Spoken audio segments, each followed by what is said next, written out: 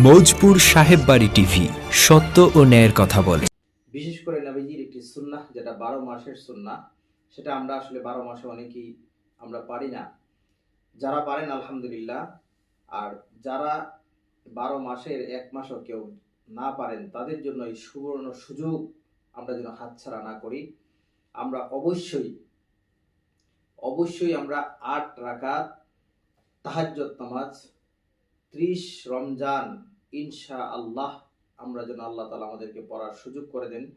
এই জন্যই সুবর্ণ সুযোগ আছে আমাদের, যেহেতু আমরা সেহরি খাওয়ার জন্য অবশ্যই উঠবো। যেভাবেই হোক আমরা মাইকের ডাকি হোক, বিভিন্নভাবেই হোক আমরা উঠবো। আমরা প্রত্যেক দিন প্রত্যেক রাত যেন আমরা 8 রাকাত অবশ্যই যেন আমরা তাহাজ্জুদ পড়ি। তাহাজ্জুদটা নবীজির 12 মাসের আমল, 12 মাসের নামাজ সুন্নাহ। আমরা এই তাহাজ্জুদ নামাজ যেন অবশ্যই আমরা সেহরির আগে যেন আমরা পড়ে ফেলি। অনেকেই আমাদেরকে প্রশ্ন করেন যে সেহরি খাবারের পর আর তাহাজ্জুদ পড়া যায় না। আসলে তাহাজ্জুদটা সেহরি খাবারের সাথে কোনো সম্পৃক্ত না। তাহাজ্জুদটা হলো সময়ের সাথে। যদি সময় শেষ হয়ে যায়, যদি ফজরের আজানের ওয়াক্ত হয়ে যায়, তখন আর তাহাজ্জুদ পড়া যায় না। তো নিশ্চয়ই আপনারা জানেন যে আল্লাহ রাসূল সাল্লাল্লাহু আলাইহি সাল্লাম বলেছেন, সেহরিটা এমন ভাবে খাবে তোমরা যেন একবার শেষ মুহূর্তে সেহরিটা খাবে, আর ইফতারটা একবার শুরুর সঙ্গে সঙ্গে ইফতারটা করবে। আর বিশেষ করে আল্লাহ রাসূল সাল্লাল্লাহু আলাইহি সাল্লামের সুন্নাহ হলো যে সেহরির সময় অল্প হলেও, একটা হলেও, দুটা হলেও খেজুর প্রত্যেক দিন রাখবেন। প্রত্যেকটা রাত আমরা চেষ্টা করব ইনশাআল্লাহ। যাদের নাই তারা চেষ্টা করবেন, আর যাদের আছে অবশ্যই আপনারা চেষ্টা করবেন যে সেহরির সময় খাবারের পর অন্তত 1-2টা খুরমা খেজুর হলেও আমাদেরকে যেন আল্লাহ তাআলা খাওয়ার তৌফিক দান করেন। আর সেহরিটা অবশ্যই সুন্নাহ খেতে হবে, এবং এটা বরকতময় খাবার। আল্লাহ রাসূল সাল্লাল্লাহু আলাইহি সাল্লাম বলেছেন এটা বরকতময় খাবার।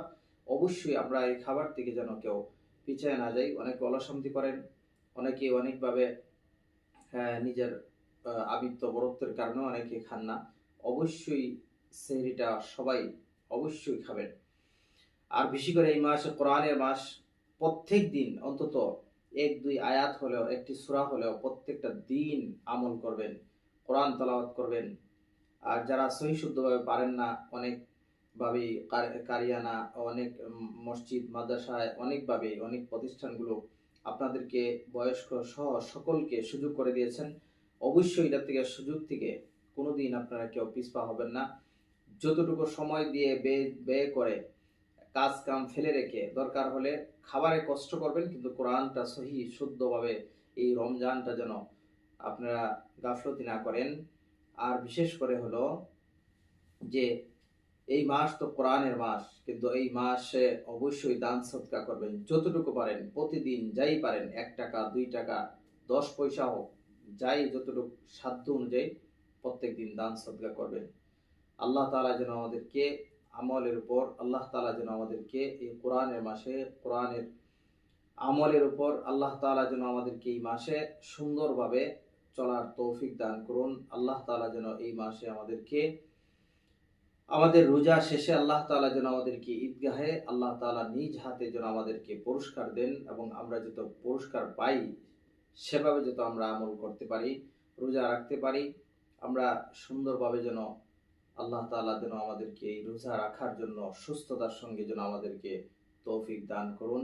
আল্লাহ তাআলা যেন আমাদেরকে এই মাসে যেন আমাদেরকে সুন্দরভাবে একবারে খুব ভালো করে আল্লাহ তাআলা যেন আমাদেরকে আমল করার, নামাজ পড়ার, 5 ওয়াক্ত তারাবি পড়ার, কোরআন পড়ার, মা বাবার খেদমত করার, গুরুজিদেরকে সম্মান করা, সালাম দেওয়া আদবের সঙ্গে, এবং কোরআন ও হাদিসের অনুযায়ী যেন আল্লাহ তাআলা আমাদেরকে চলার সুযোগ করে দিয়ে দেন, তৌফিক দান করুন। ওমা আলাইনা ইল্লাল বালাগ। আসসালামু আলাইকুম ওয়া রাহমাতুল্লাহি ওয়া বারাকাতুহু।